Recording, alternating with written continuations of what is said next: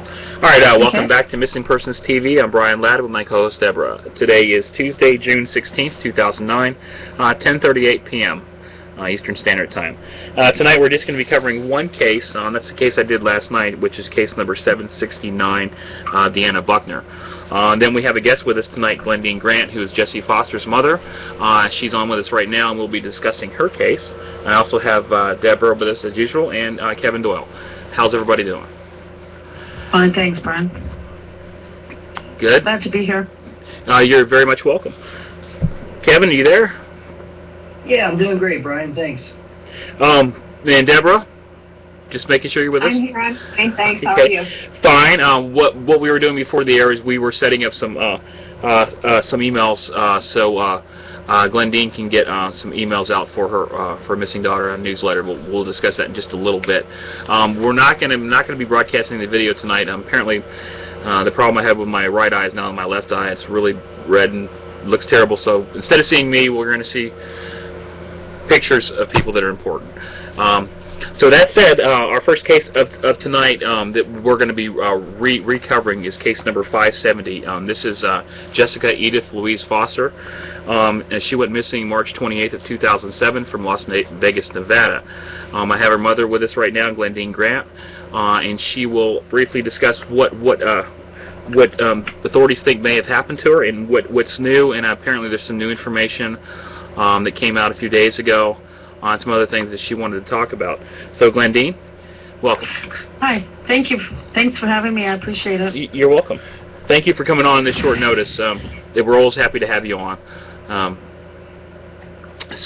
you briefly let us know what a lot of people in the chat room, I think everybody in the chat room knows about this case, but a lot of people that are going to be listening later on really don't know what went on with Jessie Foster. Can you tell us? Certainly, yes. Well, Jessie was living we're from Canada, and she was living in Calgary, and she met a fellow just when she was graduating high school. And from there, she moved back to Kamloops when she was about 20 years old. And the same fellow that she knew from Calgary called her up and invited her to go on a trip. And in this trip, it was to Florida, to Fort Lauderdale. And she went. I mean, we did question and make sure that, everything was okay and that she knew this person, and she was confident that everything was okay. She went and she came back in a few days, and she had some excellent pictures of an awesome vacation. Went back to her job. She had a waitress job at Boston Pizza and another job at a golf course here in Kamloops, and she was trying to decide what she's going to take. She was getting ready to go to college, and she just wasn't quite sure what she wanted to do yet. So she got invited on a second trip with the same person. This time he wanted to go to Manhattan and to Atlantic City. And he told her that, she told me that she felt confident everything was okay. I was really concerned that this guy was doing a second vacation. I asked her, what does he want? Does he have ulterior motives? I questioned if, maybe he really liked her, or, that type of thing. I just wanted to know who takes somebody on two vacations back to back. She, tried to convince me everything was okay, and she left and she went down with him. At that point, when she was in Manhattan, she called myself and she called her sister, and she also called her dad in Calgary. And on all three of these calls, she told us that this fellow had been gambling and he lost all of his money. And he had asked her if she would prostitute to get them some money to get home, which really upset her. Had her down in the lobby calling us from her cell phone. Myself, I was quite concerned because she was in Manhattan, and I asked her if she was afraid of him or if he had, harmed her, or if she felt threatened in any way. She said no, he was, he felt stupid, actually, is what she had said, and that she said that she was going to go back up to the room. I told her, well, if she didn't feel safe not to, but if she felt safe, that she was probably better up in that room, and then the next day she could just leave and come home. And so that's what she said she did. And the next day she called and said, well, she wasn't coming home, that, this guy was really sorry that he had said that, and he tried to act like he was just joking. And she said they were going to Atlantic City, and then she was going to be coming back home. And the next thing, I got a call from her the next day, and she said that instead of coming home, she was going to be going to Las Vegas. And I was, like, well, I really didn't, I wasn't approving at all. She was 20 years old, but she was still young, and she was in another country. And she told me she'd be okay. It was May 13th when she got to Las Vegas. She called me from Las Vegas and said that because her 21st birthday was in 2 weeks, on May 27th, she was going to stay and she was going to celebrate her birthday. And then just a progression of things happened from there. The next thing she told us was, after her birthday, and I'm saying, okay, it's time to come home now. Now it was, well, her and her girlfriend, who she had met up with down there, who I'd never met before, had gotten in a car accident. And this car accident was them driving along in a taxi, running a red light and hitting them. And now they had to go to court for this, and there was going to be an insurance claim.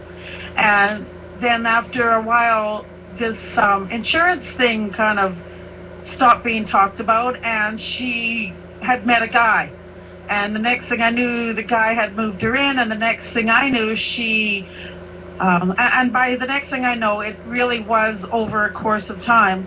And then 10 months later, my daughter was engaged to this fellow, living in his $750,000 house in North Las Vegas, and having a very tumultuous relationship with him. She would call me during fights all the time. I would talk to both her and to Peter. I would try to convince them many times to break up. And then after 10 months, Jessie was supposed to be coming back to Kamloops. And she had all of her stuff packed up. She had actually, beginning of March of 2006, she had a big fight with Peter. And he kicked her in the head. She phoned me, and I tried to get her to come home. And Peter tried to downplay it by saying they were just sort of wrestling around, and he didn't mean to kick her. And she just got really upset because it did hurt. But he was sorry, and he certainly didn't mean to. And I didn't believe him at all, and I was trying to convince her to come home. And the next day she called me.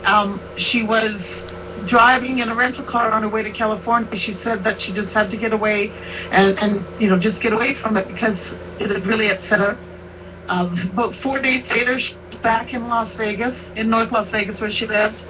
And then it was then a kind of a sequence of things. On 24th of March, she called me about 2 or 3 times that day, because her little sister's birthday had just been on February 27th, and she was sending a money order for a pair of running shoes that my daughter was going to get for Jenny, that Jenny wanted for her birthday.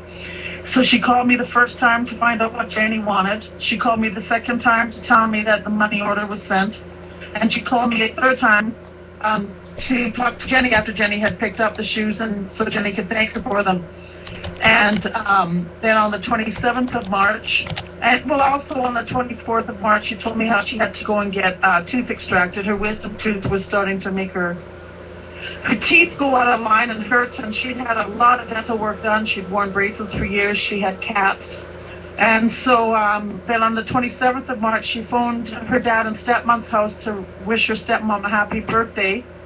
They weren't home, so she left a voice message wishing her this happy birthday. And she also said, okay, I'm just going now. I got to go to the dentist and get my tooth pulled, which we knew that what day she was getting her tooth pulled. And that is an important fact after, you'll see in a moment. Then she called her sister Crystal on the 28th and the 29th. On the 29th, they talked several times because they were planning on meeting back here in Kamloops. Crystal was coming from northern Alberta where she worked, and Jessie was coming from Las Vegas, and they were going to meet here. Jessie's car is in my backyard where it's been since Jessie left my home to go down to the United States. And I even got an insurance card in the mail where Jessie had paid like a credit card over the phone, $200 to get her proof of insurance sent to my house so that she had insurance on her vehicle when she got here. Glendine, what was that date? And all of her stuff. And that was the 29th of March, or the 28th of March, I should say, not the 29th. On the 28th of March. On the 29th day, we're going to talk one more time. Crystal was already in Kamloops because she was coming back the day that they were doing all their talking. And then she says to me that day, Mom, I've been trying to reach Jessie all day and I haven't reached her. And it was really weird for Jessie not to return a call to one of us because she always was prompt to do that. And I just said, okay, well, she'll probably call you tomorrow. I was a little worried because I knew that Peter and her had been fighting. So I tried to phone and I left a message. The next day, Crystal says, Mom, I'm really worried. I've been phoning Jessie and leaving messages. She's not answering. And then my other daughter, Katie, said, Mom, I've been phoning Jessie for 2 days, too. I needed to talk to her about something, and I haven't got a hold of her. So I started freaking because I had also left a message. So 3 of us had called, 2 days, no answer. It just wasn't like Jessie. She knew that I didn't like her being down there, and she knew that I was worried. And so then I just started really freaking out. And I kept trying to phone her. I finally filled up her voicemail. I left so many messages. And then I tried phoning Peter. His phone was ringing and going to voicemail. And I was trying to call her up, and the one that she said she had been in that car accident with. She was the only other person whose number I had down there. And that number kept going to voicemail. And, this kept going on for a few days, and I was getting more and more worried. I just didn't know what to do. Her dad and the family were in Mexico for the wedding that Jessie and her sister were planning on going to. So the police wouldn't take my report as a missing person until they came back from Mexico, just in case Jessie decided at the last minute just to join them. And I knew she wouldn't do that without calling, but we still had to wait. And so during the time of waiting, I had friends coming over and we were trying to brainstorm what to do,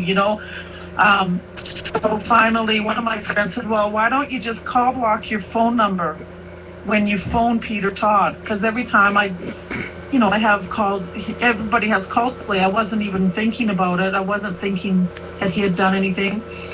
So I call blocked my number, and he answered his phone. And I freaked out. I said, well, I've been phoning. Why haven't you been answering? Where's Jessie? And he really downplayed, I didn't call you back because I didn't know where she was.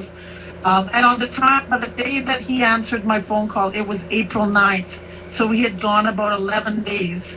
And we still had 3 days or 4 days until her dad got back from Mexico. And then he said on April 3rd, well, he gave me 3 stories, actually. That first day he said on April 3rd, Jessie had to go to the dentist to get her tooth pulled. And I said, well, Jessie got that tooth pulled on April 27th. He said, no, she went on April 3rd. I dropped off her prescription and I picked up her medicine so she could get the painkiller. And then she left and went to the dentist when I went out, and then came back. She was gone. And he told me everything she owned was gone except her hairdryer and her makeup. And I told him right away that Jessie's not the kind of person who would take all of her stuff and leave hairdryer and makeup behind, that something had to be wrong, and that we had to report her missing. And so I told him to report her missing there, and I was reporting her missing here in Canada, in Kamloops. And after I made my report, I was waiting for him to call me back, and he finally called me back, and he said that the police told him he could not report her missing. And I said, well, why not? You guys lived together for 10 months, you're engaged. How can you not report her? He said, you have to phone this number, and you have to report her missing. So I took the number, and I phoned it, and I phoned it, and I phoned it, and all I kept getting was a voice response, and I kept leaving a message, and it was for a captain. I don't recall the last name. Finally, after about the 3rd time, I went onto the internet, and I looked up the Las Vegas Metro Police phone number, and I phoned the number off of there. I talked to this really helpful woman. First of all, she told me the number that Peter gave me was a fire chief's number. She would have no idea where he would have got that number from, but it was definitely not a police officer or anybody that could have helped me. And so she said, I need the address of Jessie's home so I can start the complaint, file a report. And I gave the address that I had, the one that I had mailed Jesse's retainer down to and mailed cards to and things like that. And she informed me that that address was actually like a mail drop. It was a company that just it was like a post office, only it was not a postal box, it was an actual address. So I had to phone Peter back and get the address. And, well, I'll never forget it. I said, Peter, I need your address. And he literally went 10Y. And I said, because I need an address to report Jesse missing. And he said, oh. And then he said 1009 Cornerstone Place. And I said, thank you. And I hung up and I phoned her back. And I said 1009 Cornerstone Place. And she goes, well, that's North Las Vegas. You have to call the North Las Vegas police and report her missing. So now she's giving me another number to call. And Peter, of course, obviously didn't bother to tell me that little tidbit that he didn't live in Las Vegas. So he was doing everything possible to keep me from reporting her missing. When I finally did get her reported missing, they just kind of sloughed it off and said, oh, people go missing all the time down here. And I said, well, my daughter doesn't go missing. They've been fighting. You need to go see what's going on. And so they sent 2 police officers over there. Peter answered the door. And this is what they told me in the report. Peter answered the door. They said, may we come in? He said yes. And now we're talking, the 9th of April, okay? We haven't heard from Jesse since the 29th, since the 28th of March. They said, may we come in? He says yes. Where's Jesse? I don't know. She left on April 3rd. She took everything but her hair dryer and her makeup. Where did she sleep? This was a room. Okay, thank you, goodbye. Obviously, they didn't do a luminol check. If anything had happened in that house and Peter had harmed Jesse, he had 11 days to clean it up. If he took Jesse away, then of course there would have been nothing for him to clean up and nothing for the police to see. The thing that I don't get is how the police didn't look at some of the things that we found suspicious, starting right from him lying about the date of her dentist appointment, to his second story about that, which was that he left the house only one time, and when he came back, Jesse was gone, which contradicted his first time where he point blank told me he left, came back, and then left again. And then his third story was that he left and came back, and while he was there, Jesse left, and he just went out later on and came back and realized Jesse had never come back. So he had 3 different stories. And at that point, then a couple of days later, Jesse's dad came home to dozens of messages from me and from Crystal that Jesse had been missing for over 2 weeks. And they had just come back from what should have been just a vacation of a lifetime, the wedding that every person would have dreamt to have. And they had to come home to the flipping nightmare that still is going on to this day, over 3 years later.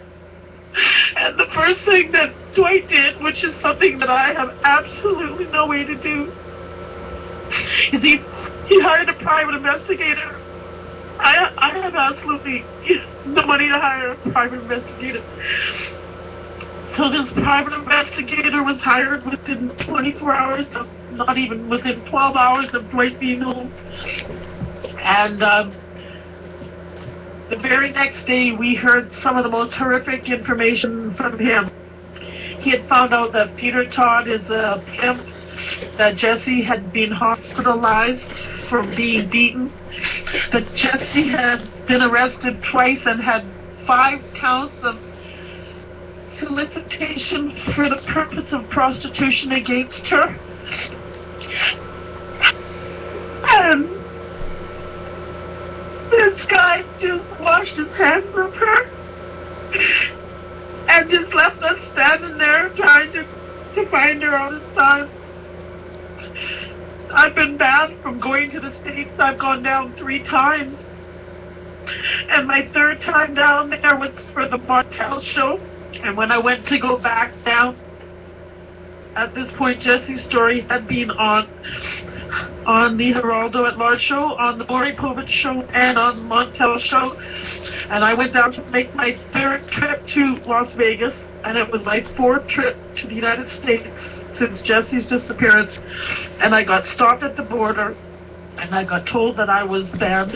I was not allowed to come back. I didn't understand why, so I asked to speak to somebody. They told me to go back the next day and speak to Chief Lundy, Patricia Lundy, a woman who was the chief of the border patrol at the Vancouver International Airport in British Columbia. And I went back the next day to talk to her to explain what went on and ask why they stopped me. They said they stopped me because my name had been flagged, and that if my daughter was missing, then she probably was leading a lifestyle that would have been her own fault that this happened. She said this to my face. One of her other officers looked at me and said that I'm making so many trips to Las Vegas that I'm probably working down there. I'm 50 years old. I looked at my best friend Brenda, who's a little younger than me, and we both started laughing and said, "What do you mean? I have a job here." "What do you mean?" And we all know what he meant. And then when I asked to speak to her supervisor or to get a name to report her, she started screaming for the Vancouver RCMP to come help her. And when 5 armed RCMP officers rushed over to where we were standing, looking around wondering why they were being called, because they literally could not understand what's the commotion. She was the only one acting up. She said that she said, "Take them out of this airport. They are not crossing the border, and they're banned from crossing the border." And they didn't understand why, but they just did, obviously, what they had to do. As we were walking outside, he's asking me, obviously, what in the world just happened, and we told him everything. I had my binders of all of Jesse's newspaper articles. I told him what she had said to me, what he had said to me, and he was astounded. And he offered to help us try to get to the bottom of what was going on, which ultimately we've never got to the bottom of. I tried one more time, which would have been in the next November. Mm-hmm. And this time we tried to drive across, thinking, maybe we would get across, just like Yvonne did when she snuck into Canada after Jesse went missing. But they caught me, and they told me that if I ever tried it again, I would get a 5-year ban, and I would be fined. And so somehow my name got flagged, and so I have to do all of my search for my daughter from my computer, from my home, up here in Kamloops, British Columbia, Canada. That's completely ridiculous. It's absolutely ridiculous. There's got to be some way to fix that. What do you think? Since then, I've had 13 Facebook accounts disabled. My email's been disabled, and my Now Public site got disabled off of their server. And when their tech support went in to find out why, there was absolutely no trace as to what happened except for the fact that it was disabled. They were able to reestablish it from their backup server, but the fact of the matter is, this secure site, which has hundreds, if not thousands of members, and my site got disabled. And now here's the kicker. These things happen on Jesse's birthday, on the anniversary of Jesse being missing, on occasions. Every time some kind of occasion comes up, my Facebook account gets disabled. I may sound like I'm... no, well, what I'm saying is it's not a coincidence, I think, in some of these cases, because we've been friends for over a year now. I've been 2 years. And you've told me all this kind of stuff. In the first couple of times you think, well, maybe it was just somebody in Facebook that saw something that wasn't right or something and disabled it. But this has gotten completely ridiculous. As far as all these. Hit the news. It's been on the news up here and why somebody isn't looking into that, saying, somebody has a vengeance against her for some reason, or you, or for something, or you're getting involved in something that they don't want you to get involved in. I'm getting back to Peter. Now, Peter stated that she went to the dentist on, you said April 1st? the day that we know that Jesse Now, what did told he us say? was March 27th. Yeah. He said on April 3rd. Okay. The missing person, she was actually declared missing on March 28th, so that was the day after the... Well, we declared her missing March 28th. Technically, she's the way that the police have termed it is between the 28th and April 3rd. Okay. In our opinion, talked to her on the 28th. She went missing on the 29th. The hospital, the visits to the hospital, and those, of course, were probably documented. What, do you know the dates of those? I don't know how our private investigator found out this stuff, but because of the Privacy Act, we've never got any documents. The police have, whatever the police have, they've never told us or given it to us either.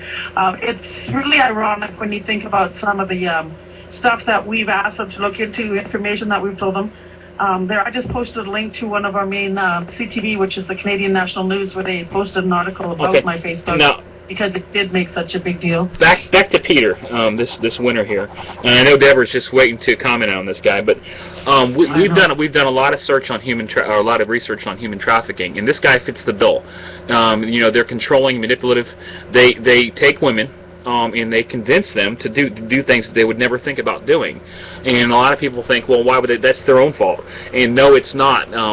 Everything from the use of drugs, they get them hooked on drugs, they threaten them, they say their family's going to be in danger, you're going to go to jail, you're going to go to prison because you're now in this fraud with me. If he's living in a $750,000 home in Las Vegas and he doesn't really have a job, he's got no legal income, and the police have been criminal. saying that too. He's a criminal, and he's more than likely selling drugs. Probably has a lot of gambling. He got arrested in January for selling drugs. So Okay. yes. But I also heard, because his name has been in the news and he's connected to a missing person, that he's had to resort to selling drugs because he's having trouble getting girls to fall for him now. Oh, I really feel sorry for the guy. He knows. Okay, he knows. Now, if you guys follow this, we've done a lot of shows on this, and we encourage you guys to check out these past episodes. Just key in the word Jesse Foster. This Peter guy is a character. He's getting away with it. I don't think he's going to be for much longer. No. He knows what happened with Jesse, and I really think and I really hope that Jesse's still alive. And why I think this is that he seems to me like the type that wouldn't commit a murder, but would not have a problem selling her. And at the point that he had Jesse for that long period of time, she's brainwashed. We've done a lot of research. If there's a website called humantrafficking.org, and they have a lot of information on what these guys do to women. It's not just teens and it's not children. It's women. And it's amazing what they can do just over a few days, a few weeks, and a few months of how they can brainwash them to think that their life has changed. This is what they're doing. They're a prostitute or whatever, and this is what they have to do for some reason or another. Most of it's based out of fear. And that happens. And from the looks of it, he's going to get caught somehow. There has to be. I mean, the police aren't on his side. I know that the police. There's actually a task force down there in Las Vegas, which is a hub of human trafficking in the United States. Yes. If you Every place they took Jesse to before Las Vegas is their hub. Right. I'm just researching. Flat out. While you were talking, I was doing some more researching, and it was talking about Las Vegas and New York City or Manhattan are major hubs for human trafficking. Along with, I believe, there's another state, or not, there's another city. Fort Lauderdale is a big one, and a lot of people go missing from Fort Lauderdale.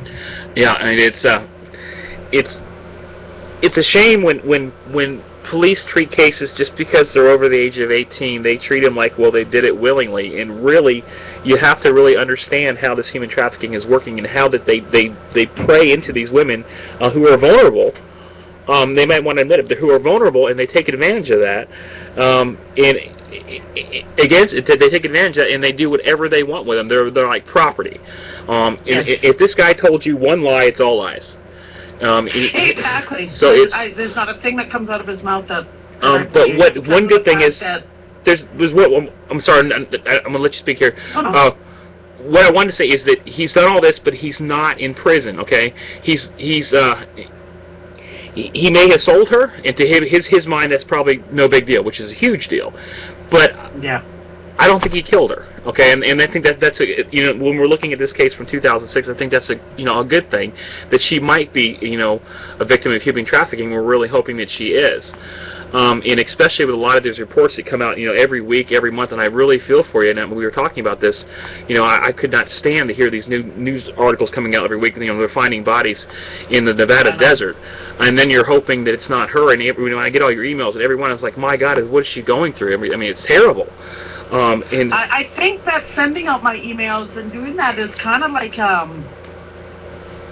like medicinal to me in a way. Well, yeah. Because I believe that every time we find one more victim that's not Jessie, we're closer to finding her alive. But as a mother, I mean, it's just a crazy way of thinking, but I have to do something I don't lose it. But you just got to think of what you have to be going through each time, and just imagine. I mean, it's unbelievable, and but in a way that you are helping people to understand, you know, what you're going through and a lot of other families are going through. I mean, every single day you do something for Jessie, and I noticed that every day you do something. I have to. I have to. Like, what am I going to do? Am I going to tell Jessie, oh, I have a holiday coming up, you can stay missing another 14 days? No, I mean, that's bull. If I'm awake and if I'm alive, and if I'm breathing and if I can move, then I'm going to my kids. Here's what I think, not just from the dream drawings and from the stuff that I have. I think that Peter took advantage of Jessie, and I think as long as, you know, between your guys' relationship or family relationship too. I mean, he could have said anything like, you know, your family, you know, you don't know the people I'm dealing with. Your family's in danger now. You know, your mom will die if you don't do this. You know, I mean, you never know what they put in their minds, and then you throw in drugs, and it's out the window. That's right. And once you if you have any idea how Jessie is with us, with me and with her sister, she's got 3 sisters. But he knew that, though. Oldest of 4 see, I'm saying he knew that. He was smart. He knew that. He knew your relationship. You know what I'm saying? They were going to get married, correct?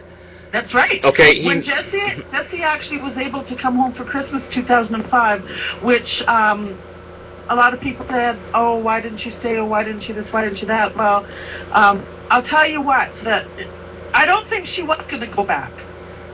She actually, when Jessie went missing and we went to her storage unit in Calgary where she had put her stuff when she came to Kamloops before she ever went to the States, we found stuff in there that she had put in there when she had come to Canada at Christmas time of 2005.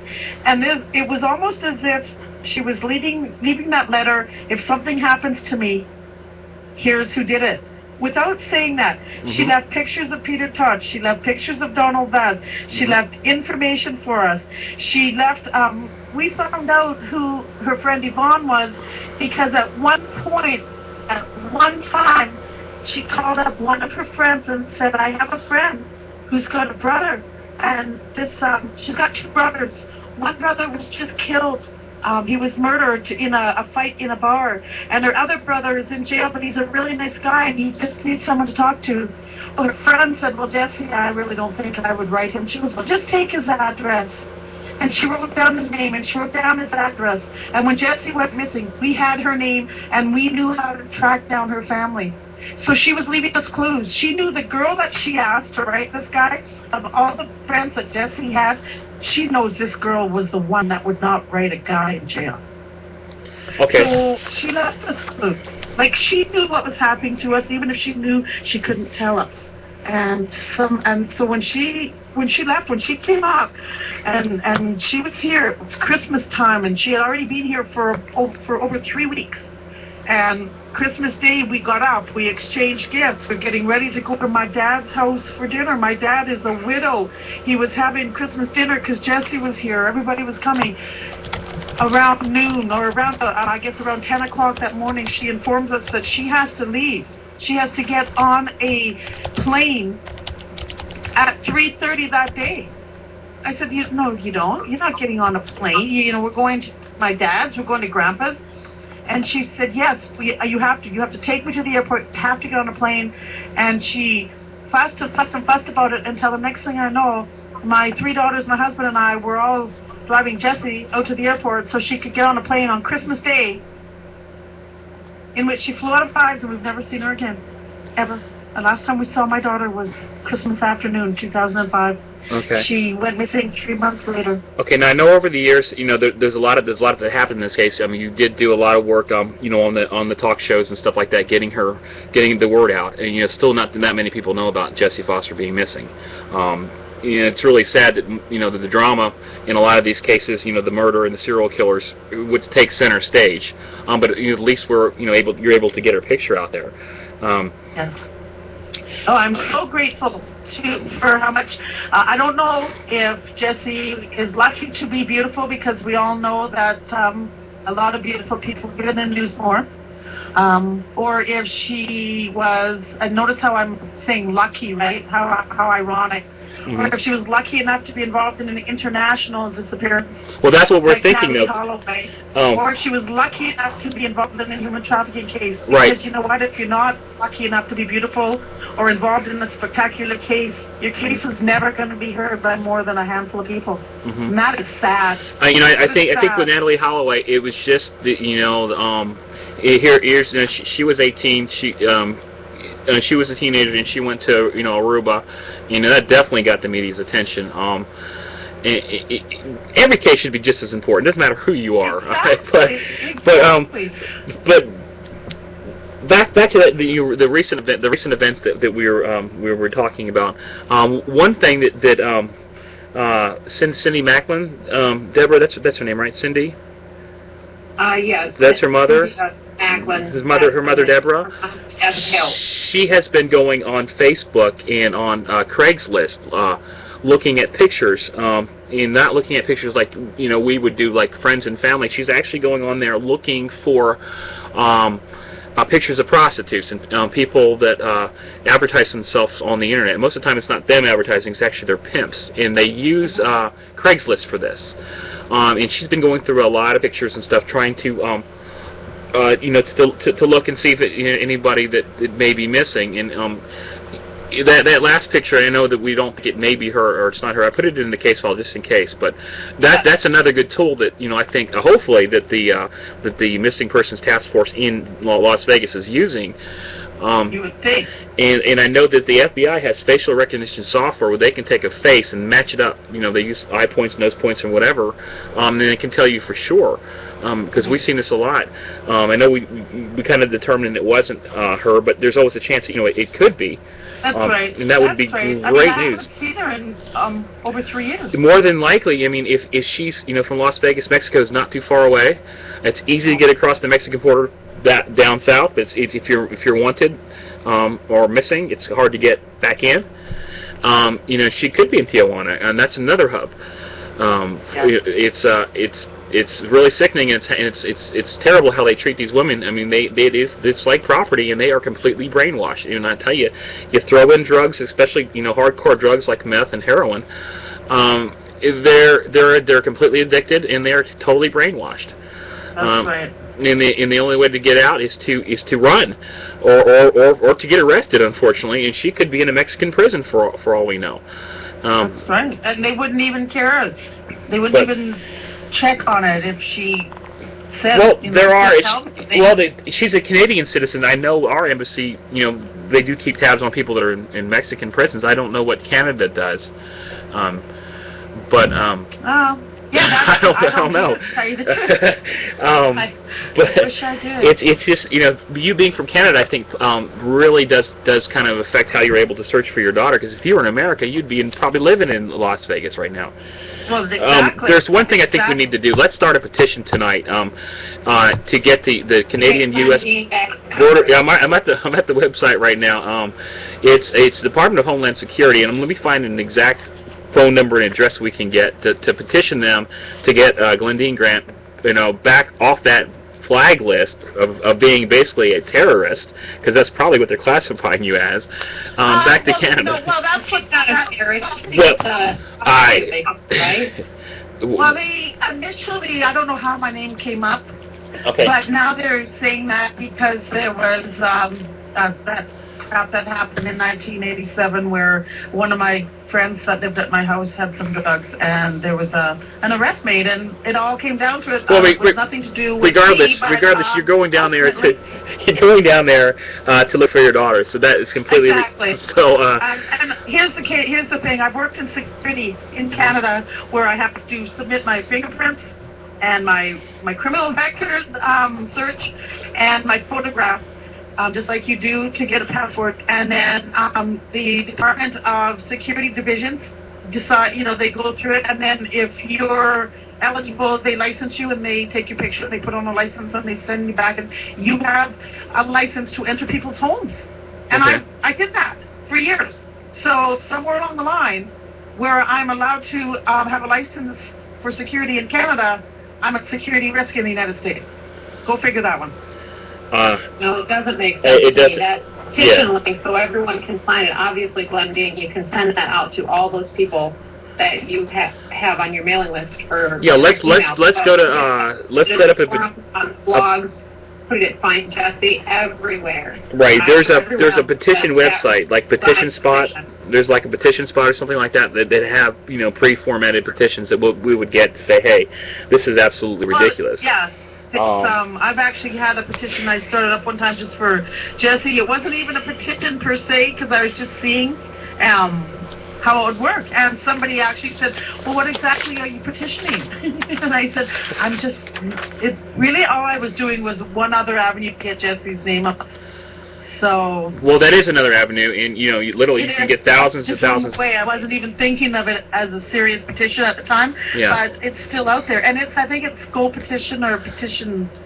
Yeah, there's a lot of them out there. We'll find one. We'll definitely do that tonight. We'll get that that on the forum and the website. Have you been noticing all the links I've been putting in here? These are Yeah. links that were just in my most latest newsletter. I put Jesse's America's Most Wanted link, the link to the ABC News hunting humans on the highway. Yep. And then the Fox News about the body that was just recently found. Which Let's is talk about that real fast. Yes, I was going to bring that that's up. what we were going to talk about. Okay. In Garfield County in Colorado, on the 14th of June, which was 2 days ago, they found another dismembered body in a bag along the side of an interstate highway. Now, if you notice in my links that I did post, there are Jesse's links for America's Most Wanted, but there's also the link that ends with the 3126 is for Lindsay Marie Harris. She went missing in 2005. In 2008, her remains were found dismembered in a bag along the highway in Illinois. The other two they said were also connected in this case are Jody Brewer, who went missing at 19, and Misty Sains, who went missing, I believe she was about 25. These were also in 2005 and 2006. A couple of years later, both women were found, both dismembered body parts found in bags along highways. So now they've taken these three girls and they've connected them in the cases on the America's Most Wanted and on the ABC's Dateline and on Fox News. And they've included Jesse's case with them. These three girls have been found. Yes, they were missing. Yes, and they were missing from Las Vegas. And one was forced into prostitution and two had chosen that lifestyle. Regardless, none of them deserved to die. Three of them did. One of them is still missing. Now there's another girl who has turned up. There's a couple of women locally who have been missing who they were thinking they could be. They've asked for submissions of cases of people who have missing loved ones. Now this person, first they thought it was a 12 or a 13-year-old girl, but then later they recanted and said, no, this is a 20 to 25-year-old woman, which is Jesse's age group. She's had extensive dental work, which Jesse has had. She has brown hair with blonde hair highlights, which Jessie is usually blonde, sometimes brown, but she changes her hair a lot. And it also, though, said that this woman had a lot of tattoos. And Jessie, at the time of us last seeing her, didn't even have one tattoo. So there are some who say, there's no way. There are some who are waiting for results. This isn't the first time we've had to wait for a DNA result to tell us that somebody was not Jesse. Right. So there was a time, I think I might have even included the story. I did actually a link to the story about the Kilgore Jane Doe last year, who was found burned at the side of a highway. And where she was found was 2 hours away from this place in Texas called the Colony, Texas, where Peter Todd owns a house. 2 hours away from a city is pretty close in the realm of a country, considering you know, that Jesse went missing in Las Vegas, and that's where Peter Todd lived, and Peter Todd also owned a house in the Colony, and this Jane Doe turned up in Kilgore. DNA proved that it was not Jesse. You know, we've waited for autopsies for girls who were found in the Nevada desert. We've sent search teams out to the Nevada desert on tips. We've had tips from psychics. We've had tips come in to the Nevada Center for Missing Loved Ones, and they send out a search team every time. Speaking of psychics, you said that you another psychic had called you? He did. Okay. He's a psychic who has started working with the Peace for the Missing group, Charles. He read about Jesse's case, called me up and asked me if I would like to do a reading. And well, Brian knows, Deborah knows, I'm an easy person to talk to, and I'm more than willing to talk to anybody, and I'm not afraid to speak to any psychic whatsoever. So just for us to set up an appointment for today, we spent an hour on the phone chatting. So it was kind of ironic, you know. We kind of thought a lot. Now, I don't honestly know if I think that if he believes that Jesse's alive or not. But he, like many, nobody knows for sure. Some psychics can get the spirit of people, and that person's not dead. Their spirit may be dead, but they're still physically alive. So he doesn't know. All I know is that he came up with a couple of really good things that could mean that Jessie is communicating with him. I hope she is. I'd love it if she is. To tell you the truth, I think Jessie communicates with me more than anybody in weird ways. And strangely enough, of all things, it has to do with cheesies. One time I had a friend here, and a cheesy seriously seemed to have fallen out of the ceiling. A what? And hit my friend. A cheesy, the kind you eat. You buy at the store. Orange cheesies, like a chip or a cheesy. Oh, okay. Like a Cheez-It. Like a Cheez-It, only up here they're called cheesies because we're Canadian. Oh, it's got to be different. Okay. Okay. So I had just swept my. Is that made from moose? Cheetos. That's right. Well, this is. I had just my floor, so I knew that there was no cheesies on my floor, and we didn't have any cheesies. It's not like somebody ate cheesies that day or that week. My friend was sitting in a chair, and all of a sudden she felt something hit her head, and then at the same time we both heard a little noise like something small hit the floor. And she jumped up and she was brushing the top of her head because it scared her, whatever it was, because it just seemed to have come from nowhere. And we after we calmed down, because it really startled her, we looked, and on the floor under her chair there was a cheesy on the floor. And Jessie just loves cheesies, and like I say, and Jessie loves Vicky. Vicky, the lady who was here, is the woman that Jessie babysat for when Jessie was younger, and Vicky was a single mom with a young son. So Jessie is extremely close to Vicky. Okay. And then just yesterday, I had this little angel sign that my daughter had painted for me, Crystal had painted for me, and it was in the living room. And I thought I better bring it in and put it with all my other angels that I have in my bedroom. And I picked it up, and now even though this is a fairly large wooden angel ornament with a big flat bottom, when I picked it up, there was a cheesy under it. Now this is the kind of cheesy that should have been flattened from a heavy object sitting on it.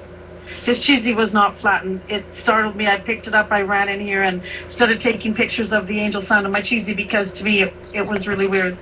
Now my friend Vicky, I hadn't talked to her since May 15th, when we went to her husband's dinner for his birthday. And she called me out of the blue to tell me I should make sure I watched Dateline, because it was about undercover Las Vegas. And I said, well, how weird that you called me, because I said, guess what just happened? And I told her that I picked up the angel sign. I said, you'll never guess what was under it. And she just said, what, a cheesy? And I said, yes. And it scared the bejeebies out of her. She said the skin on the hair on the back of her neck just went up when I told her that. Just like it did when the cheesy hit her in the head. So, like people say, somehow or another, someone's trying to get in touch with me in a very ironic way. And I'll tell you one thing. If I was me listening to me talk today about all these weird things happening, I would probably think that I was crazy. You know, my daughter's been missing 3 years. She's losing it, you know. Great imagination. It's not a great imagination. I'm sane as can be. Yeah, you're Not definitely even medicated. sane. I went off the meds. When my doctor asked me if I wanted to stay on antidepressants, I said I'm not depressed, I'm sad. They don't make a pill for sad right now, so I'm not medicated at all. So I'm definitely not losing it. Yeah, so anyways, those are my stories, as strange as they are. And like I say, now we're just waiting to hear back from the sheriff of Garfield County in Colorado. Yeah. It's still that's got to be tough though. But we were discussing earlier about the tattoos. Remember, Brian? Yeah. Yeah. And we were talking with Glendine before the broadcast, and they showed there's tattoos, and Glendine says that Jesse didn't have tattoos, and for them to be able to say that there's tattoos on this body, then that would have to mean that the body has not been sitting there for years. I'm no expert. As far as I know, I think that when the body decomposes, I think that's the tattoos are part of the skin and does not, you know, that decays first. And over a period of 3 years, I don't really think that anywhere. Well, there wouldn't be any. That's why it has to be somebody who was either just recently killed or somebody who was held somewhere and then maybe recently killed. It's hard to say.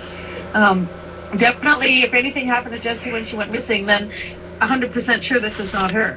Because you're right, it's been... But to go through this each time is, you know, I mean, another thing that gets me, how many missing bodies are there? I mean, how many bodies are there that people were just, I mean, it seems like every day they're discovering new bodies all over the place. Well, there are, and then you've got numerous people waiting to find out if it's one dead body is... There's like 3 families waiting to find out if it's their loved one. You know, you should not think that there should be that many missing women from the same area. Like, look at what Stacy Peterson. They thought it was Lisa Stevick or Stacy Peterson. It turned out to be a man when they found that those remains. I mean, how many missing people are there in one area that they can't even tell who it is at first because there's so many? My God. That's unbelievable. That is unbelievable. I could see, oh, there's one missing person, they find a body, everybody's waiting for confirmation, but they all know. Well, it's not like that. It's not like that. My goodness. Peter, back to Peter Todd. Todd's his last name, right? T-O-D? D or T-O-D? Double D. T-O-D-D. Has he made a formal statement to police about the disappearance? Okay, he has. Twice. They've had him in twice, and the way that they explained it to me, they had him in twice. The second time they had him in, they also had Trish Van Arsdale in, the woman that he was married to at one time. And the way that the officer on the case said to me, they're married to their story. And I said, what does that mean? He says, they've given their story, and it's very unlikely they're going to budge. Exactly. Okay. But okay, it did not mean at all that they believed him. But we know he's a drug dealer. We know he's a pimp. We know he's probably a lot of other things, probably money laundering and everything else. Yeah. Well, I can tell you some stories about Sierra 2928 Incorporated, which sounds to me like it might be a money laundering business.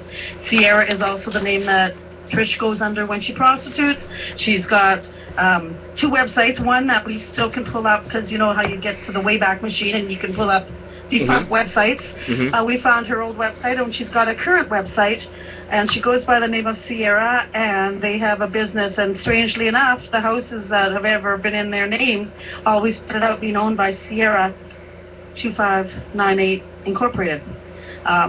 So I've been in contact. I've actually, the police had I had got an email one time from, well, it was one email, but it was from 2 different people that were in the email. One was with Department of Homeland Security, then one was with the IRS, and they both wanted all the information that I had. Well, unfortunately for everybody, that was back in 2007, and, you know, he still hasn't been put away, so who knows, right, what they did with the information, but they're certainly aware of what I gave them. So how do we get these people to talk, then? What do we have to do? Well, obviously we can't do what they do because it's illegal. Okay. So we can't force people. to do anything. So I don't know. I mean, we have a $50,000 reward. It started at $5,000, and then it went to $10,000, and then it went to $50,000. And like Jesse's dad said, if it has to, it'll go to $100,000. He has got a house in Calgary that's worth a great deal of money, and if he has to, I imagine he will sell his house to get his daughter back. There's got to be something else we can do. Like I know, because money isn't really working with silly things. $1 million reward wasn't enough for anybody to come forward with Natalie Holloway. So maybe money isn't it. I don't know. I don't know anymore. I've tried everything. It's so touching how many people help. I get people constantly emailing me links and places that I should try, and I will have to say 8 times out of 10 I email them back and tell them I've already been there, I've already done that site. And sometimes I will email the link on that site to Jesse's, because sometimes they didn't even realize that Jesse was already listed there. I just got an email from a good friend of mine who tries to keep me in touch with a lot of human trafficking people, and it was very cute, because she says, I just found this guy, he's following my tweets, and she posts about missing people. So she posted an introduction to the two of you, and his name's Aaron Cohen, and we're already on each other's list. So what's the chance? And he's a human trafficking activist, and he loves the world, and he just wrote a book called Abolish Slavery. So people are always trying to make sure that there's not one person out there that I'm not aware of. Back to Peter Todd. I mean, this guy is the last person that you know that she was with, correct? Yes. Okay. Yep. So we have his. Oh, look at this. Okay, well, that's Peter Todd's on your website. Okay. We have his address, phone number. I mean, you seem pretty willing. You want to put this information out. He doesn't live there anymore, so we don't know where he is. He was at the house for a while, but now he's gone. And I had his phone number. Every time I get his phone number, he changes it, though. I have friends on our side. I have one person on my now public who sends me private messages. She's actually a close friend of his. She's given me his new phone number a couple of times, and he's always surprised whenever I phone it. The first time I phoned it, he says, "Who's this?" I said, "It's Glendine," and he asked me, "Glendine who?" I said, "How many Glendines do you know, Peter?" I said, "I'm Jesse's mom." What about, if you posted something on, let's say, Web Sleuth, how can we find this Peter Todd, or something like that? I mean, there's a lot of smart people out there. It's got to be something that can be done to make this person talk.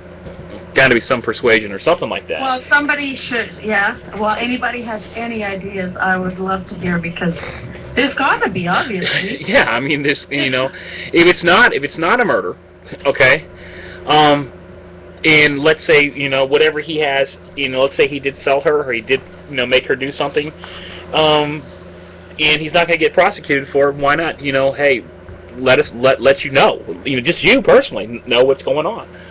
Well, that's right. I mean, you're always there to listen. I'm sure you'd take his phone call. Yeah, and he knows it. I mean, I used to phone him well, not constantly, I should say, but I did keep in touch with him. I don't. That's really got to be anymore. a really weird. Nothing else. Okay, yeah. Nothing else. Jesse is on Web Sleuth, but I'm saying maybe pose that question. Pose that question to the members, though. There's a lot of people out there who are detectives and stuff, and they probably have a lot of. Detectives seem to have a lot of ideas in things that they do that aren't really conforming with what the police can do. No, because they've got the legal aspects, and right. they know what how they talk amongst themselves, which is their own way, and then got what they can bring to the public. So there's a lot of different ways that having real, live police officers working on the case on their own time, because on their time, on their work time, there's just not enough time for all the cases, so that's why if he's not in prison now and he's still out, he's obviously doing something right, so he's probably pretty intelligent when it comes to what he's doing, and that doesn't usually make a murderer. So... I've had a few people, to tell you the truth, when this all first happened, a lot of people told me that the police in North Las Vegas were corrupt. I have nothing you never know to say about that or not, but all I do know is that there's, since Jesse's been missing, they've got a new chief of police, and the old chief of police did not get a very good send-out. So maybe it was very, very, very much corrupt at that point. So it's hard to say. Okay, so from this conversation, number one is that petition. That where we can get that done. Exactly. And number two, Peter Todd. I mean, that's the guy's got the answers. If you want the answers, whatever it takes, find out where he lives and whatever it takes. And Peter Todd has a twin brother, and I think his twin brother may know more than he likes to let on. His twin brother, in fact, works for the school district. He was working in North Las Vegas at the time. Can you give us? I've been told. Go ahead. Oh, I've been told since then that he works in California. But the fact is that he lived with Jesse and Peter and was living with them up until the 15th of April when he finally moved out and got his own place 2 weeks after Jesse went missing. Can you give us all the information you have on Peter Todd and we can make that public? Okay. Do you want to do that? I mean, that's up to you. No, I don't mind doing it. I just Okay. don't have it all, I wouldn't be able to... You don't have to say it now. We'll put a link in the... I don't mind posting anything about him, though, but and Okay. I have a lot of stuff. Actually, if you guys go to my... I've got some stories about him on my now public site. Okay. And about Donald Baz. Is all those... That's all linked in the forum, too. So if you go to Missing Persons Forum, click on Jesse, all that information will be there, and we encourage everybody to do that. And if anybody has any ideas, especially these people from Web Sleuths, we want to hear it. I'm sure that Glendine would try anything. Exactly. Also, Glendine, I've seen on TV that there's a couple spots in Canada, the Canadian borders, where there's a checkpoint where you just, if you're coming in and out, all you have to do is it's an honor system. You're supposed to call. Have you seen that? No. Where is it? I'll head right down. You can Google that. There's actually, I saw it on CNN. There's just it's just the road. People cross it all the time. Apparently, it's in a small town. They cross it all the time, and there's a booth there, and you're supposed to check. You're supposed to call in and say, "Hey, this is me. I'm coming in." Okay. I don't know if it's still there or not, but that's ridiculous.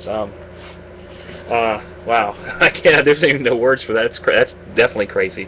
Making things even worse for you. Well, I just looked up the new rules for U.S.-Canadian border crossing, June 3rd of 2009. It says something about...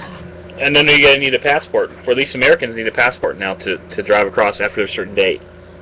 You used to be able to drive in, I believe, and I think it's been passport for if you fly, and then there was a certain date that you think you had to have a passport to enter Canada. This is for us. It doesn't work anymore? No, I think that date, I don't know if they pushed that date back or not, but as far as I knew, I think it was in June where passports were required. Yeah, well, this says June 3rd, so it might be what they're talking. That's for us to get in. I don't know what the requirements for you to come over here.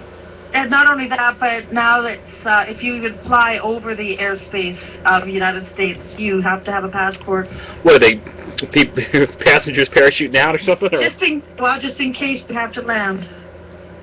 This is what I just looked up, the report for a new bridge for Old Allies, make an urgent call. And then it says that you guys must end the honor system of allowing people, and then it's that link for the head of it. Wow. Yeah, it's crazy, you're right. Well, from talking here, the things we're going to do is there needs to be a petition to get Glendine back into the United States. Yes. And then whatever Web Sleuths, you're going to Peter Todd. pay Peter Todd a visit? Pardon me? Are you going to pay Peter Todd a visit when you get to the United States? I already have. I've paid his visit twice.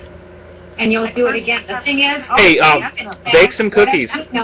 Bake some cookies for him. It's been a few years, and he's getting away with whatever he's getting away with, whether he knows something or whether he's done something or he's sold her or whatever that piece of scum has done. He's gotten away with it this long, and things are nice and quiet for him, probably. It's time to turn up the heat. Let's plaster that piece of garbage all over, and whatever information can be gained, about Peter Todd. Let's put it out there and have people add as much information as they can find And the thing is, as long as this stuff is all matter of public record anyway, he can't say a word about it. So let's turn the heat up on him. He needs to be thrown in jail, and the key needs to be thrown away. There are some issues. There are some issues with this, though. I mean, there could be something to do. It could be dangerous. Especially if he's probably not alone. That's and true. it could be organized crime too. But at this point, Glendine, Exactly. I don't know. And some people might say, well, that doing that might put Jessie in danger. Well, she's already in danger. Can't be any more danger. Okay, You can't imagine how many times I've struggled with, wondering if what I'm doing is ultimately going to hurt Jessie more than help her. But I Well, also I think come to the conclusion that no, it can't be worse than what she's going through. Okay. And then Mexico. Once again, pictures out in Mexico, in Spanish, especially around Tijuana, anything south of the California border. Isn't there? Don't they advertise in Mexico on Craigslist too? Oh yes, everywhere. If you guys want, maybe we'll get all the pictures up that we have of Jessie, especially the face, and have people start looking through solicitations from that area too. That would be good, yeah, because somebody has seen her. That's the bottom line. People don't really fall off the face of the earth. That's actually just a saying. I think if it was police covering up something, this has been an awful long time. You said there's a new police chief in town. Probably that's gone away. Well, we all know I wasn't alive, but Las Vegas in the 1940s and 1950s was completely mob controlled. That's right. And it is, it really is. There is so many cases of human trafficking going on, and especially the ones that are unreported in Vegas and in New York, and it's absolutely amazing. Well, yeah. Some statistics say 1 in 5 prostitutes in those areas are victims of human trafficking. They didn't go there by themselves; they were forced No, they into. didn't. And when some people can't understand, as a guy, I kind of think sometimes, I can't understand why anybody could be forced into it. But you have to understand the mindset, and you have to understand what these guys know. Just like with the Natalie Holloway situation, look at that guy. Okay, he just got caught on tape trying to solicit more people. Okay, Yeah. So everybody's confirmed that Natalie Holloway is deceased, and for him, that's probably great. Okay, because I don't think she is, but it's just amazing that what people will do. Basically it's for money and power, more than likely probably money. Does Peter Todd use drugs? I don't know. I don't think so. From the good ones don't. He did, so Yeah. exactly. He just forces them on people, and it's not even forced after a point. I mean, they get hooked on that. That's whatever. They'll do whatever for drugs. And the first thing that got me when you're talking about Manhattan is said he lost all his money gambling and he wanted her to prostitute to pay his debt. What guy does that? What guy does that? That was Donald, yeah. That was Donald, but exactly, no guy does that. I mean, wow. Well, Donald was the one who wondered why his photo was out there and stuff too. Mm-hmm. He contacted you. He's the one that emailed me. That's right. He Oh, emailed me okay. and asked me, why was that? Well, first of all, he said, why was I putting this picture out there and saying all these things? And then he said that I'm probably just mad, and I think that if he never took Jessie to Las Vegas, Jessie would never have gone missing. So he admitted that he took Jessie to Las Vegas. I've got the email. Well, and these people that names of, and Peter Todd, the pimp, these people all seem to be the small-time players.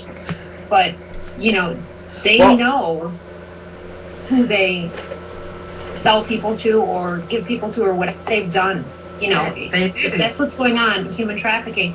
These are the small people, and they're not the ones that are as much wanted in this whole thing either. The only one wanted here really is Jessie.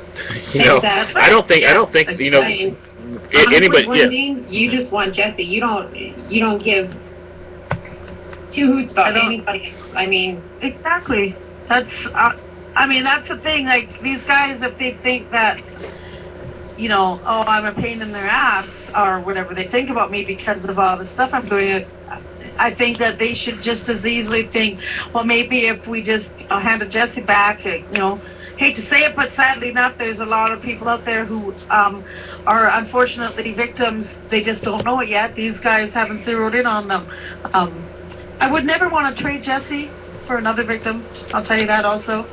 So what we need to do is just stop them. Right. Stop them so there are no more victims.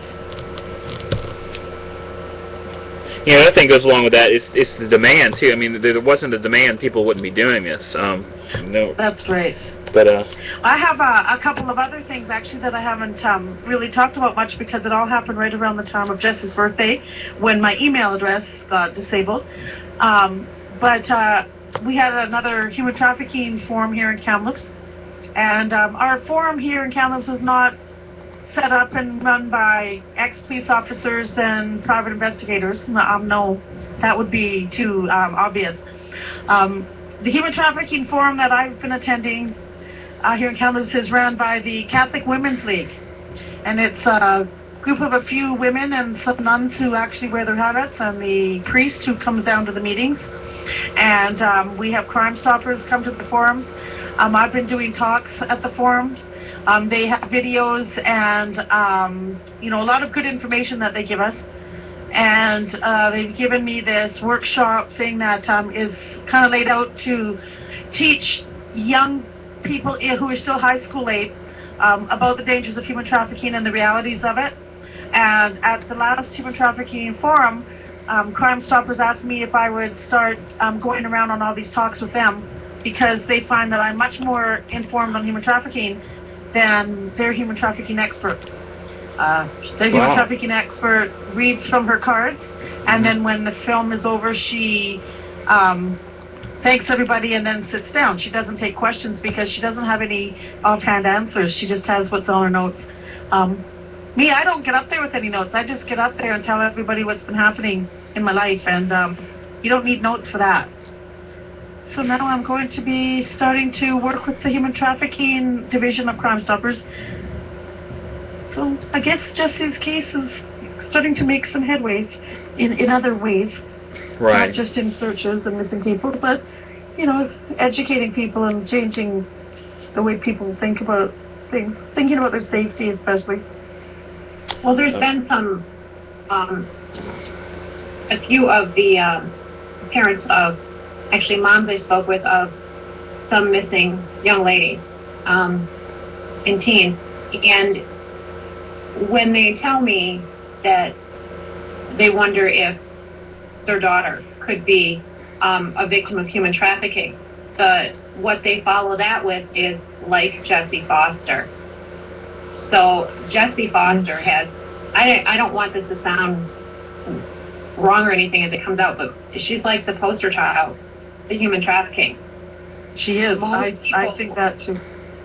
Right, they connect her name with human trafficking. What you are doing and your campaign to bring your daughter home is huge. I mean, people that are learning what human trafficking is, automatically connecting it with Jessie's name. They're learning Jessie's story, and they're seeing how that can relate to their own lives, to their missing loved one, and people that don't have missing children or sisters or brothers or cousins or whatever. They're becoming more aware about human trafficking. So all this that you're doing, Glendine, is certainly, it's wonderful. It's commendable. I'm blown away every time I look at everything you're doing. It's amazing. And to me, it just feels like, it just has to be. I guess I look at it one way specifically, and that's what got me going. When you see how many cases one police officer has and how many hours he has in a day, and how many family members for each victim, there's just not enough of them, and there's just not enough hours. So and I came to the conclusion when Jessie went missing that her case and she deserved to be worked on constantly. And so the only thing left for that, because of my previous reasons about not enough time in the day and not enough police officers on the force, that leaves it to others to work on Jessie's case. She's my kid. It's up to me. I'm not asking anybody to do it for me. I'm not whining because I have to do it. It's just what I have to do. Jessie's dad and I have always got along. We've had our ups and downs, obviously, because we're not a couple any longer and haven't been for well over 20 years. But the fact is, we still get along. I'm very close with his wife and Crystal Jesse's stepmom, Tracy. And sometimes he says to me, I just sometimes think I'm not doing enough. I see what you're doing. And all I can say is, if you think I could have came up with a $50,000 reward, then you've got another thing coming. So my working on Jesse's case with my fingertips on my keyboard, and him doing what he can as far as, we do a media release every time that we raise the reward. This man doesn't have 3 other children. He's got 1 other child. He's got 2 stepchildren, but I've got 3 other daughters. I'm in the same house that I moved in on the 27th of this month. It'll be 22 years ago. I live a block away from the house I was raised in. My kids went to the same schools that I went to, and their friends are my schoolmates' children. I have support coming out of the woodwork where I live. Dwight lives in a huge city of Calgary, Alberta. There's over 1 million people. He's from the eastern coast of Nova Scotia and has no family there. He's lived there for, 25, 30 years, but he's not surrounded by people who have been in his life since he was 10 years old. So I get my strength in many ways. I get it through you guys and all the support that we get from everybody.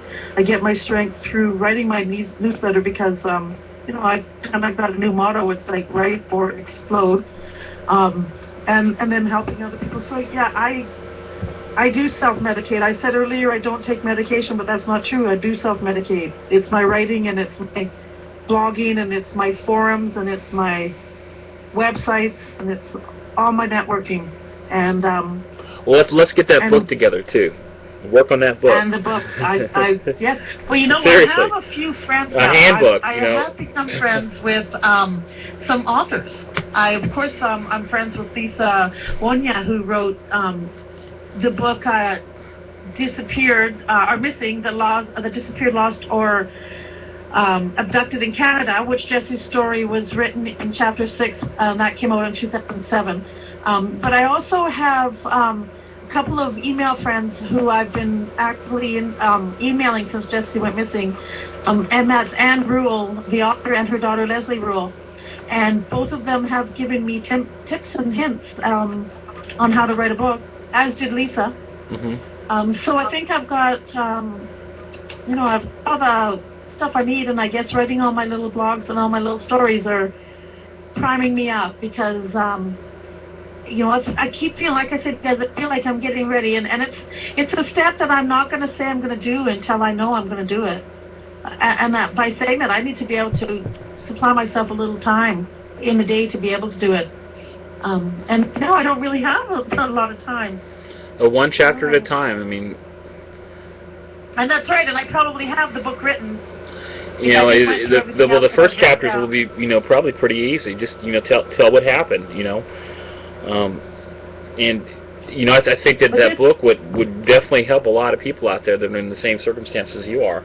Because a lot of people don't know what to do. A lot of people just, they don't. Just, they go into depression and help people. Right. Like I have you guys. I have, Project Jason with Kelly. I have Todd Matthews, who's been there for me since the beginning. I've got, like so many people that are just, I can tell other people about. You're right, like a how-to book. Mm-hmm. I'm friends with Coroner in San Diego, California. David Van Norman, we email each other all the time. I have, Bob Rich, and I have other people who have written, handbooks for the missing, like how-tos, like just little brochures that, they ask me, please, pass it around to everybody. So I've got the information, all stored on my computer, which I smartly backed up on my 8 gig backup disk yesterday. No. Because I wasn't about to lose it all. And my sites are all backed up pretty much, and now my computer's all backed up, so I'm not going to, I have one less thing to worry about. Well, let's get your email things back. So if you guys are listening and you want to be a part of Glendean's newsletter, that's newsletter at findjessie.com, JESSIE.com. That's correct, right? I think so. Yes. Okay. Find Jesse. Newsletter. Yes. Newsletter. And all you just send an email there, say, just write the word subscribe, and you'll be getting, thank you, Deborah. She put it in the chat. You'll be getting a copy of her newsletter. I think you did number 5, right, Glendine? Yes, I'm on number 5. I'm doing a weekly newsletter. It comes out every Monday. And I'm also asking if anybody has a missing person or an unsolved crime or even a solved crime that they want. I'd gladly put anybody's story into this newsletter and welcome everybody. Well, for those that are not familiar with all the work that you do, with what you're doing on Facebook, MySpace, your websites, forums, all of that, what Glendine's doing in addition to trying to find her own daughter, Jessie, she also puts a lot of information on others that are missing out there. So, you know, like you were saying, let you know, and you'll gladly put them in your newsletter. That's right. Glendine always has a lot of information about others that are missing and about organizations and groups that are out there working on those things. So you can connect with pretty much all of them through, you know, Glendine's sites, which would be the jessiefoster.ca and the findjessie.com, getting on Glendine's Facebook accounts and MySpace and all those things, and I'll publish your blogspots, all of those things. That's right. My blogspot has 3 different blogs. I've got my Jesse's newsletters, which there's about 160, maybe 180 articles that have been in the newspapers and such, and videos that have been on the news about Jesse's case. I've got my newsletter one that I put them in because I have to have a place to be able to get my pictures when I need to get a link for the pictures, now that I figured that out, thanks to Deborah. And I also have one of just all Jesse's stories. And I'm slowly transferring all of that stuff from my blog into my forum because that is interactive. When people go to findjessie.com, they can sign up and they can add their own. Mine, obviously, a blog spot is only, you know, you can only leave comments. On our website, you can only sign a guest book, but the forum is wonderful. People can, you know, post their own stuff. They can add their own information and add their own, you know, if it's a comment, it's a comment. If it's links, it's links. Anybody has any information that they want to, you know, offer to us. You know, there's so many people out there that have, like, they focus on one thing, and I've got all those people sending stuff to me. So the assortment of the different types of information is just unbelievable. You know, Dottie Laster from Laster Consulting, they're human trafficking experts. I've just recently, oh, and here's another really good call I got actually an email last week from this woman, and her son is one of the co-founders of the Polaris Project. The Polaris Project works strictly with survivors of human trafficking. Last year in 2008, they helped bring back or save something like 2,300 potential human trafficking victims. Wow. And in this letter, this woman told me that she has talked to her son and the other co-founder. She has talked to the executive director, and she had me call there and give them an update on Jesse's case, because Jesse's case has been with Polaris Project because one of the women I went on the first Bontel show with was one of the directors of the Polaris Project back in 2007. So I've always known about them. And now I'm on a first-name basis with the executive director and the 2 co-founders. So that's big. That's big. Polaris Project is based in Washington, D.C., and they're right there hand in hand with the Capitol, trying to get human trafficking to stay on the map, trying to get the legislation, trying to get the higher-ups, we'll call them, the higher-ups, to start looking at this as something more than just a third world country and a CSI issue. Yep. Okay, Glendine, thank you very much. Is there anything else that you want to say tonight? You said a lot, and you've really helped. I said a lot. Considering I've had a sore throat, I've hardly talked, have I? I do have a question for you, Glendine. Oh, yes, Deborah. I normally do kind of like a public service announcement on things that I learned. I did not know as much about human trafficking, nor had I warned my daughters. And I have a daughter who's going to be 20 on Sunday, and I have one who's 16, and then I have a son who's almost 19. Until really learning more about Jesse, I didn't talk to them about human trafficking or their friends or anything. They didn't know what it was or that really happened. You know, what advice do you have for people to make sure that this does not happen to their loved one? What can be done, you know, as far as you want to give your hints? I know I usually do. You know, I do. I have a few things that it would be really nice for young women and men to know and be aware of. The one thing that we all can relate to is that when we were young, we knew nothing was going to happen to us. And sadly, I want them to know that it can happen to them, but it doesn't have to. They need to be careful. There's no one else who's going to protect them once they start leaving the nest. And by that, I mean kindergarten, high school. You leave the nest on different levels all through your life, but by the time you are at a stage where you are venturing out on your own and you're deciding who you want to put your trust and your faith into, there's so many things to fall back on that would have probably come from my grandmother's grandmother. Trust your instincts. Mm-hmm. If it seems too good to be true, it probably is. Yep. And you know what? And here's another good one. If you're with somebody and that somebody is keeping you from your friends and your family, one thing about Jessie, like I say, she's raised around the same people. She's got hundreds of friends and a huge family.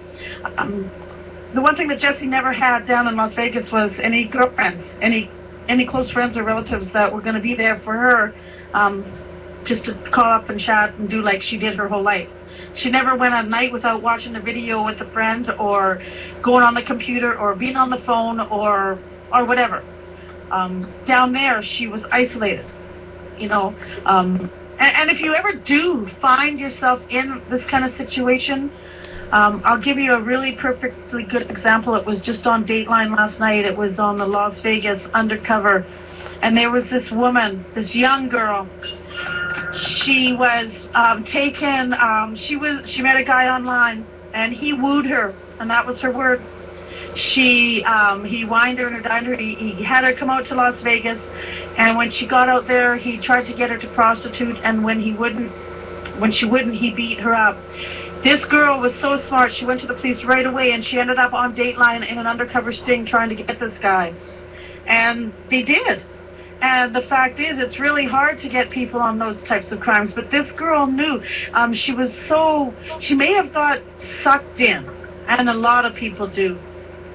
But you know what? She didn't have to learn twice, and she may not have had a second chance. She got out of there the first time, and then she was strong enough to help because she knew she wasn't going to be the only one. And she tried to help the police. She tried to get him to meet her, and of course, you know, he's also a smart person. These guys don't get away with it for years for nothing.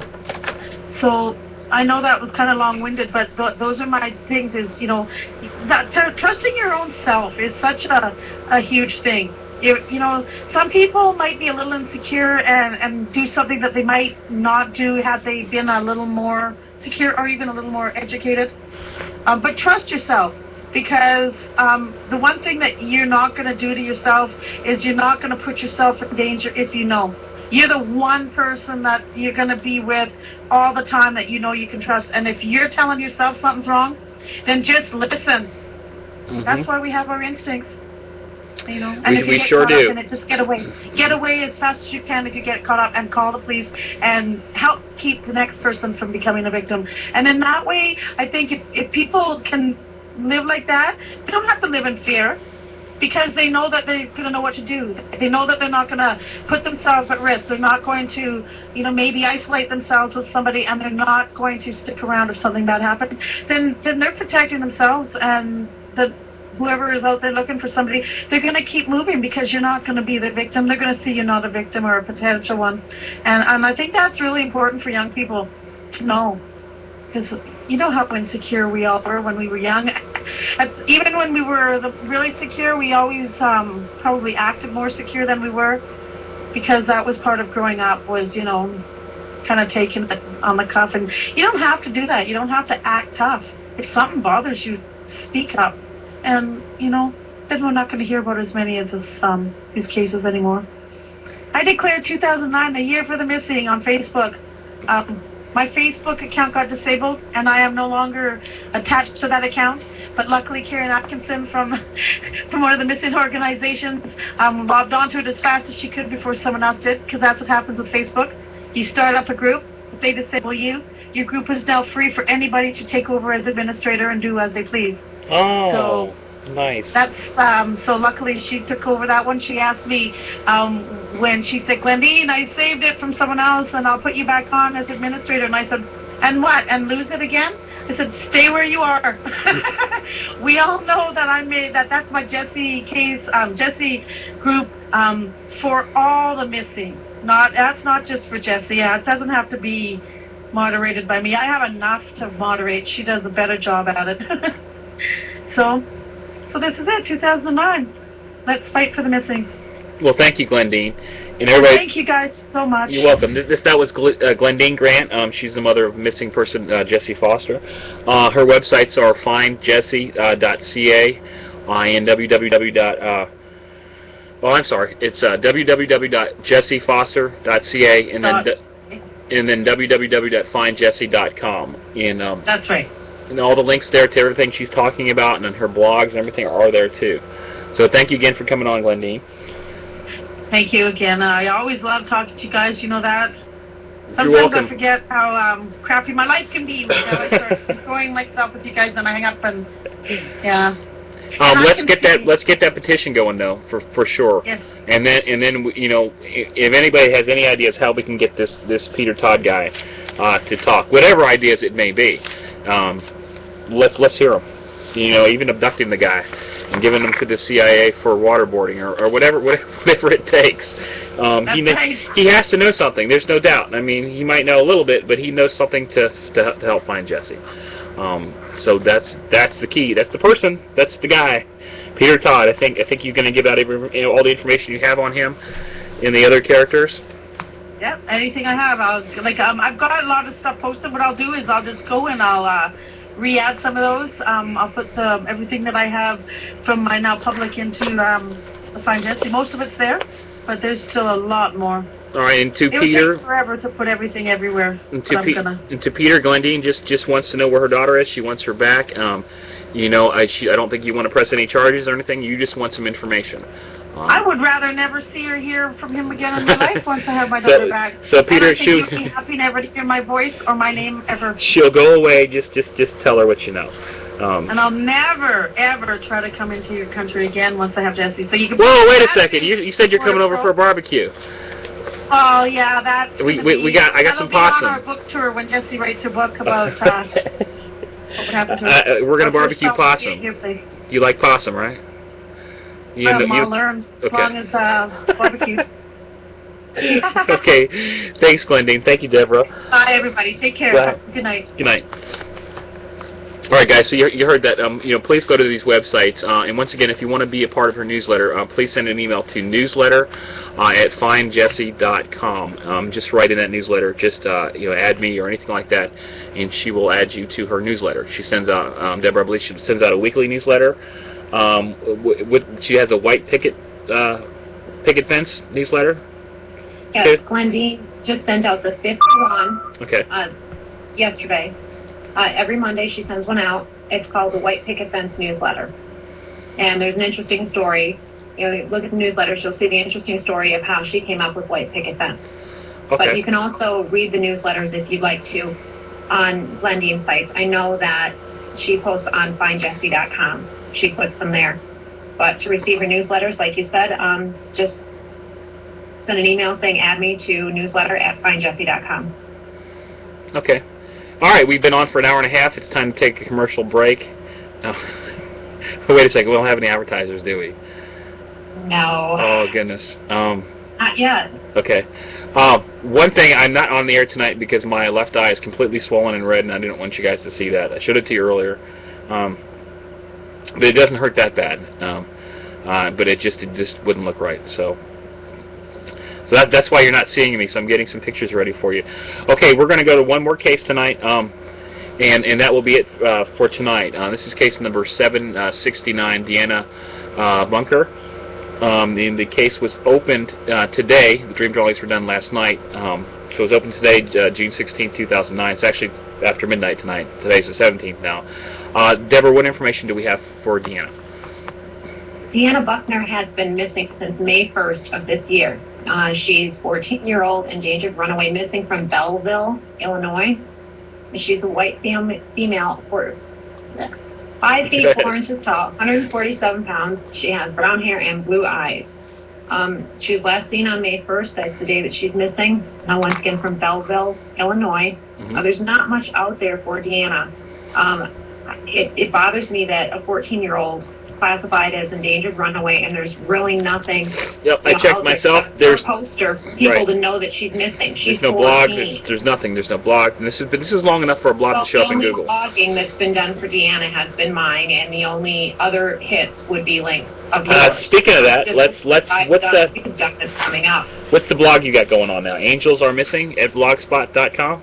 Is that it? Right. They're posted at angelsaremissing.blogspot.com. Okay. And I hear that's coming pretty popular now. It looks to be. I've got quite a bit of traffic. Yeah, that's good job, Deborah. I see that. It's actually the 4th return.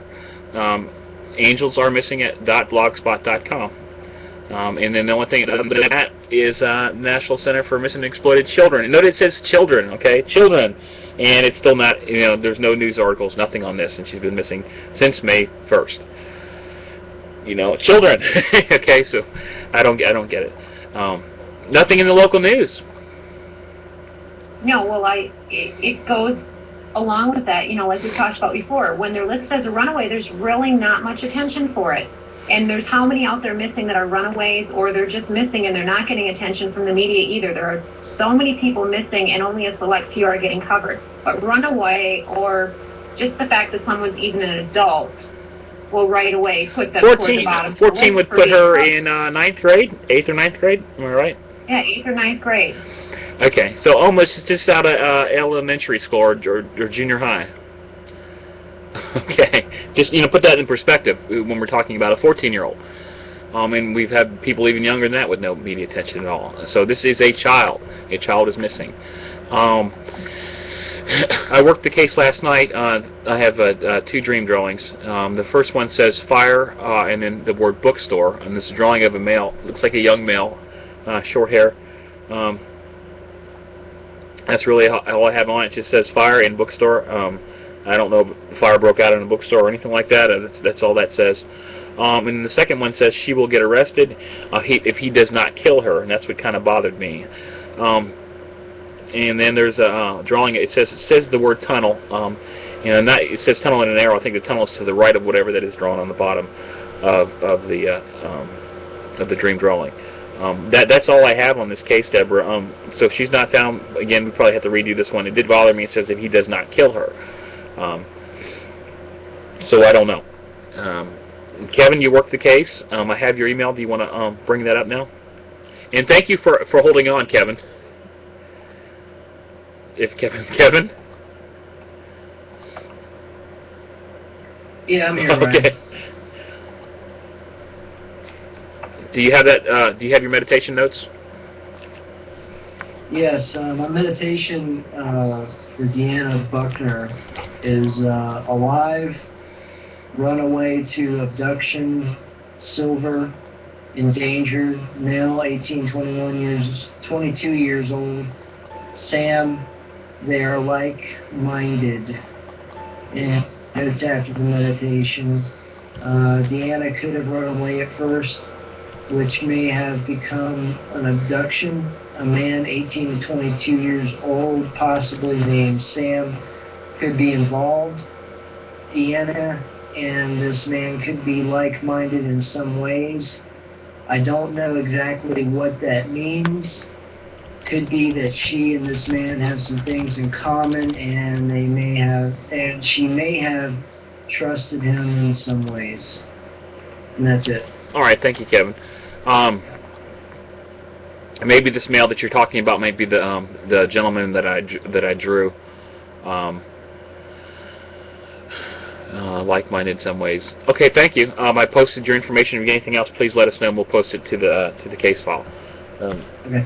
So that case information is up, and this is case number 769, and it is posted in the forum at Missing Persons Forum, missingpersonforum.com.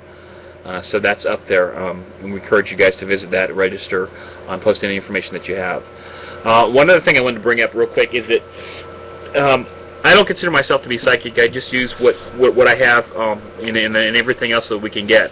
But if you are psychic, or a detective or anything else, and we'd like to have you on. You don't have to be on the show or anything, but we'd like to have your input, because really this is about collecting everything that we know and doing everything that we can to help find missing people. And we don't care where it comes from. It does not matter where it comes from. We will post it, and then we'll see what comes in common, and maybe somebody that has the power to do something about these cases will do it. That's why everything is public. So we just don't do, this is not just a psychic show or anything like that. We are interested in everything. And that's all I have tonight. Deborah, do you have anything else? No, I don't. Okay. Not tonight. Okay. Let's give a little brief summary on Aji. Deborah, do you want to do that? I've got his picture up here. I'm going to make it a little bit bigger, though. Sure. Aji the Seer has been missing since January 10th of this year. Immokalee, Florida. That is a farm worker's village, where his mom, his dad, and his grandma miss him very much. He is a 6-year-old who functions at approximately age 2. He doesn't speak much. He can understand some things, and the language that he understands is Haitian Creole. What is needed to get Aji home is more people knowing that he's missing. He has not gotten the type of media attention that he deserves, as most missing do not. And so showing his post, putting his poster up, showing his photo, sharing the links, and visiting findaji.com will help get him home. Thank you. I think we need to do another video for him too. Do something a little bit different. Maybe try to get some more attention to that. I've seen we've had thousands of views on the videos that we made, but we need more than that. So we'll do that too. Like Deborah said, findaji.com.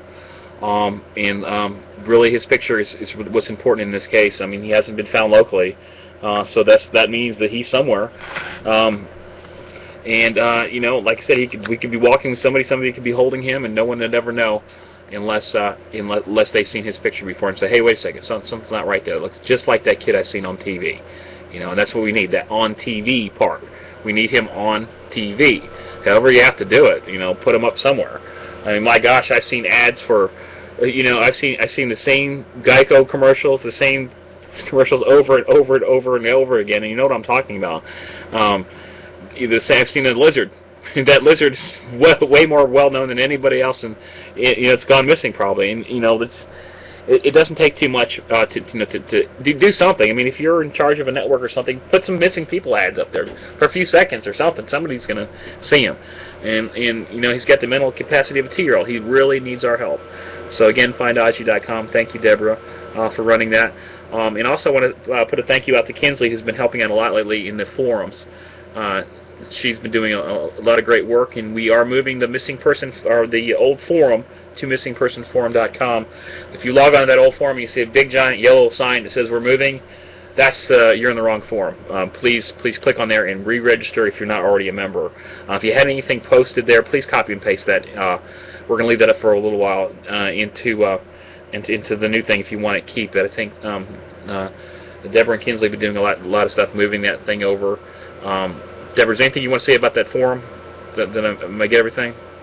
Well, one more thing, for the people that are trying to go to the forum and they're seeing that, we're moving, it's going to missingpersonforum.com now, and they do have to re-register. You can go ahead and use your same username and your same password if you like. Don't log on like that. You actually have to register with that again, because it won't take it. We don't. I'm sure there's a way, but we haven't figured it out. But we're not going to do that for you. You're going to have to do that yourself. It's free. Just re-register with that. It shouldn't be taken. If it is taken, I would guess email us, because it shouldn't be taken. I wouldn't see why anybody, unless you have like a really common name or something, that might be taken, but it shouldn't be taken. Okay. All right, guys. Thank you. Thank you, Kevin. Thank you, Glendine, and thank you, Deborah. You're welcome. And we'll see you tomorrow night at around 9 o'clock. Good night.